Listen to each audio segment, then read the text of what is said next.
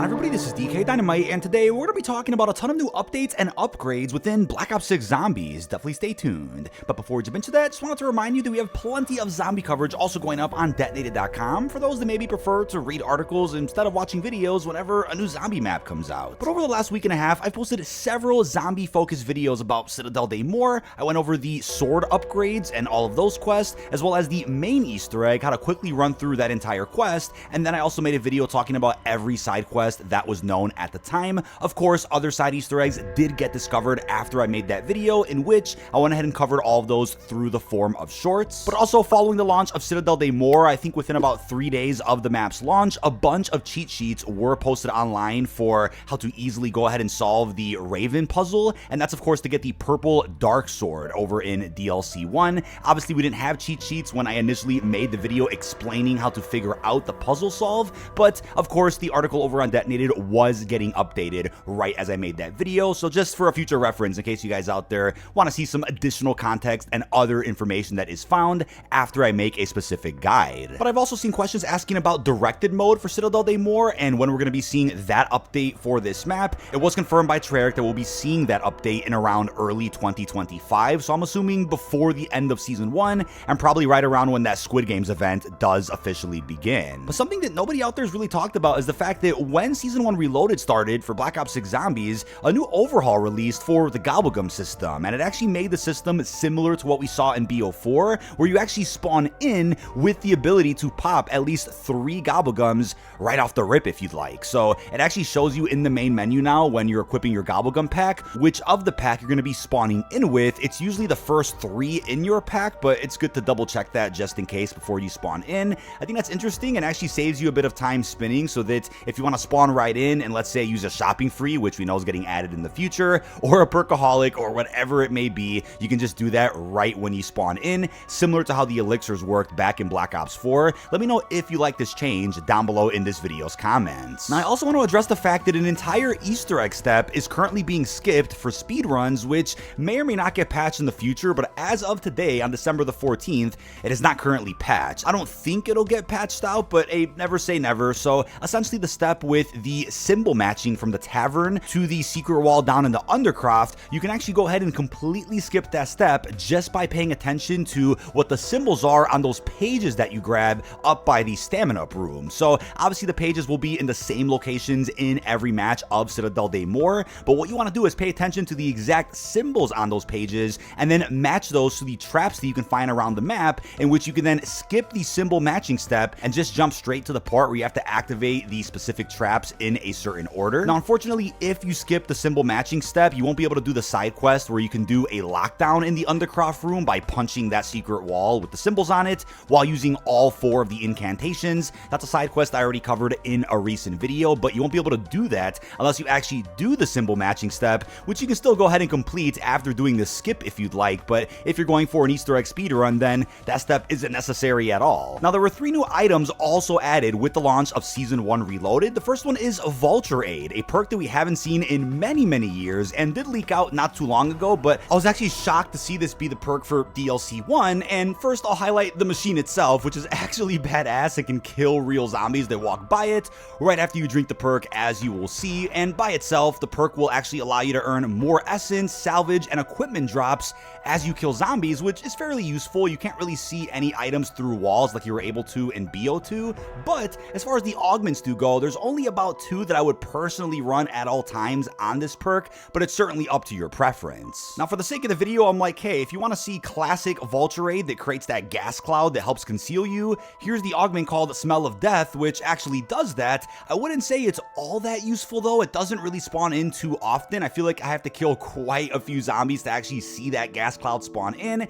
and you're only concealed for a couple of seconds, which could also be dangerous if once that gas cloud runs out, all of a sudden you just get circled or completely cornered. That can really ruin a run, so be careful when using this, but I figured I would showcase exactly how useful this gas cloud could be. Obviously on co-op, it could be a bit of fun going ahead and using that, because then all the zombies just go towards your teammates, but on solo it could be a little risky. So they still brought back the classic Vulture Aid feature just through the form of an augment. But I would say the must-run major augment for Vulture Aid is going to be Fetid Upgrade, which allows you to charge your field upgrade faster once you have this perk, and I think that could be really clutch regardless of which field upgrade upgrade you're actually running, but if you're in a co-op game and you want that healing aura as fast as possible, or even Ether Shroud, then this will help you charge that much quicker. Now, I would say as far as the minor augment goes, I would always run carry-on luggage, which actually allows more salvage to be dropped from zombies that you kill. That can be massive so that you can get enough salvage to go ahead and max out your arsenal, upgrade your weapon's rarity, buy equipment, or whatever else you have planned in the match that you're in.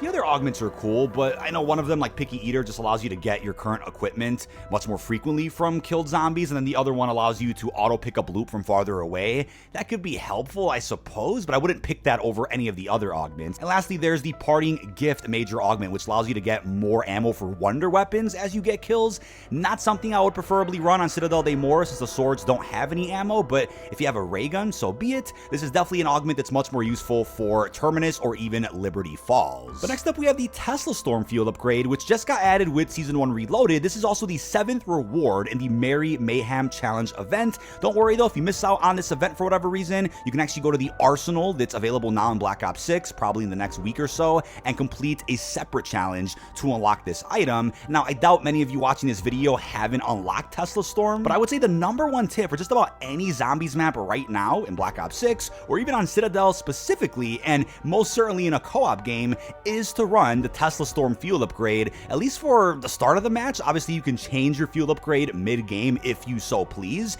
but the electricity sparks from the Tesla Storm activation will generate quite a bit of points for you. And here's the thing, a good strategy on round 7, 8, maybe even 10, especially if you're in a co-op game, is go ahead and run double points and profit sharing at the same time, pop those, then go ahead and activate your Tesla Storm around that big train of zombies, and you can share all those points that you'd get with your nearby teammates. Now, Tesla Storm by default also links you to your other allies. You create electricity charges that will connect to other players in your match, which can also help generate even more points as more electricity is affecting and damaging the nearby zombies. Now, as you will see in my gameplay, I didn't have very many points, and boom, all of a sudden I got upwards of 30,000 points in just around a minute from using this Tesla Storm strategy. And guess what? There are plenty of augments that can also boost this process and help you get even more points throughout any point of a match, preferably when more zombies are spawning in though. Now, I would say a must-run augment on the Tesla Storm is Lithium Charge. It's a minor augment which increases the storm duration.